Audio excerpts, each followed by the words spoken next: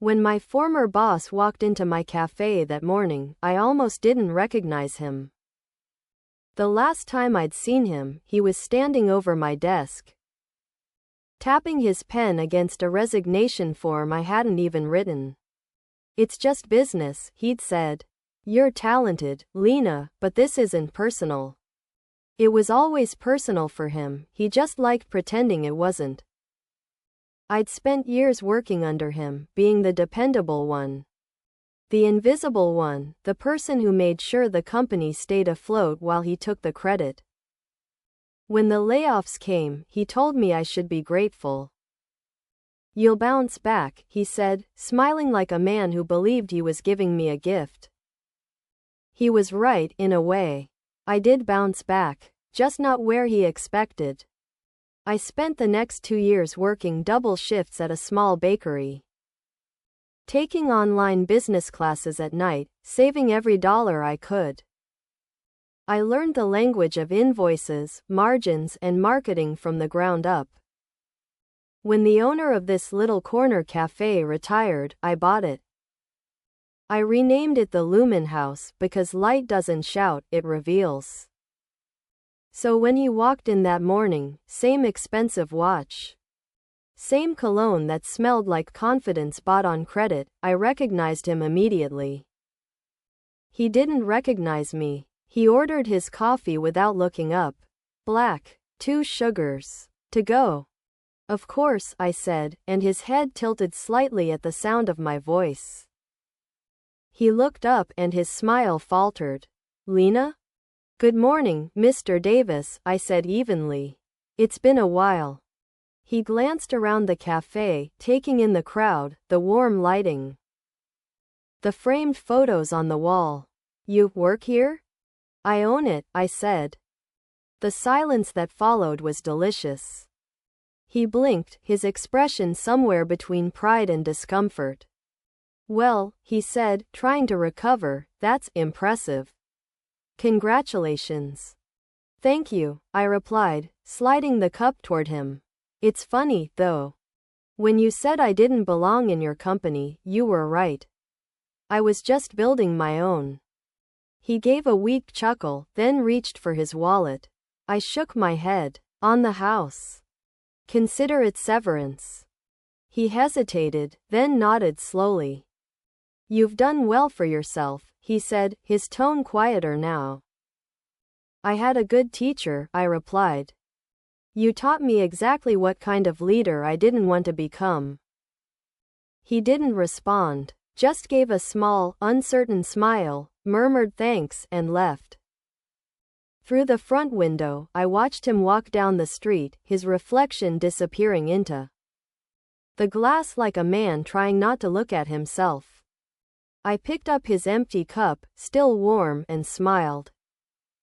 Funny how some circles don't close, they just turn into mirrors. My former boss walked into my cafe, he didn't know I owned it. And I didn't need him to. The coffee was free, but the lesson wasn't. When my former boss walked into my cafe, I was wiping down the counter, the scent of roasted beans and rain on the windows blending into something warm, steady. I looked up, and there he was. Same tailored suit, same sharp expression. The kind of man who used to look right through me in meetings, like I was the furniture holding up his success. He didn't recognize me at first. Why would he? The last time he'd seen me, I was standing in his office, holding a pink slip and pretending I wasn't shaking. "It's not personal," he'd said, like that made it better. "You're competent, Lena, but we're moving in a new direction." He'd already looked past me before I even left the room. That was 3 years ago. Now, he stood in front of my counter, scrolling through his phone. "Large cappuccino," he said without looking up. "Extra foam." I smiled. "Sure thing, Mr. Hale." His head snapped up, eyes narrowing before recognition hit. "Lena?" "Good morning," I said calmly, sliding the cup toward him. "Didn't think you'd find your way down here." It's a little out of your district. He blinked, scanning the cafe, the open brick walls, the soft jazz. The customers chatting quietly. You work here? I own it, I replied, folding my towel neatly. Something in his face shifted. Pride? Discomfort? Maybe both. Well, he said awkwardly, you've done well for yourself. I had to, I said lightly. You told me I'd never grow if I stayed under you. You were right. He gave a faint, uneasy smile. Guess I pushed you in the right direction. Something like that. He sipped his coffee, then winced, it was too hot. I almost laughed. Be careful, I said. It burns if you're not patient. He left a few minutes later, promising to drop by again sometime. I knew he wouldn't. Men like him don't revisit the places that remind them they were wrong. After he walked out, I stared at the empty cup he'd left behind, his initials smeared faintly. Across the lid, the imprint of someone who used to believe he owned the world.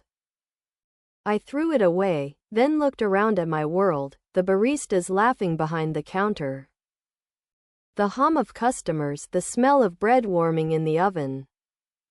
I didn't need to gloat. The proof was already baked into the air.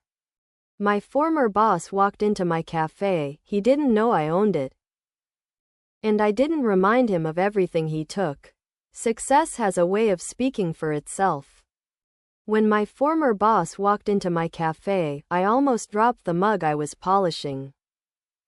I hadn't seen him in years, not since the day he called me into his glass-walled office and told me, with that smooth corporate sympathy, that my position was being phased out. I remember how he'd clasped his hands and said, "It's not personal, Lena. You've got potential, but you're not quite leadership material." He smiled as if he was offering advice, not cutting off my livelihood. Back then, I'd walked out with a box of my things and a head full of quiet fury. I promised myself two things: I wouldn't beg, and I wouldn't forget. So, I didn't. I worked wherever I could, small coffee shops, bakeries, side gigs, until I saved enough to open my own place. It started small, 6 tables, 1 espresso machine, and a second-hand neon sign that flickered more than it glowed. But I built it myself, brick by brick, customer by customer. Over time, Haven Brew became more than a cafe, it became proof. So when he walked in that morning, tapping his phone like the world still answered to him, I knew the universe had a sense of humor. He didn't see me at first. Large latte, extra foam, he said flatly. Sure, I replied, my voice steady. He looked up. The pause was perfect. Lena? Good morning, Mr. Wright. He blinked, processing. Wow, it's been, 5 years? You work here? I own it, I said, handing him his drink. His face changed, a flicker of disbelief, then pride masquerading as approval. That's impressive, really. Thanks, I said. Funny, isn't it? You once told me I wasn't leadership material. Turns out, I just needed to lead something of my own.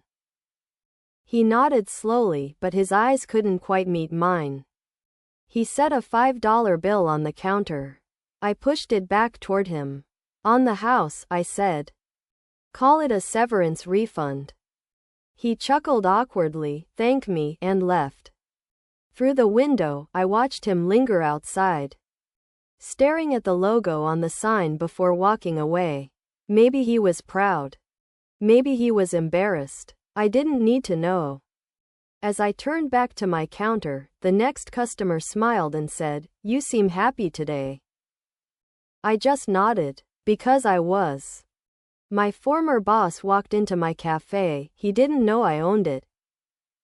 And I didn't tell him how many nights it took to build what he once said I couldn't.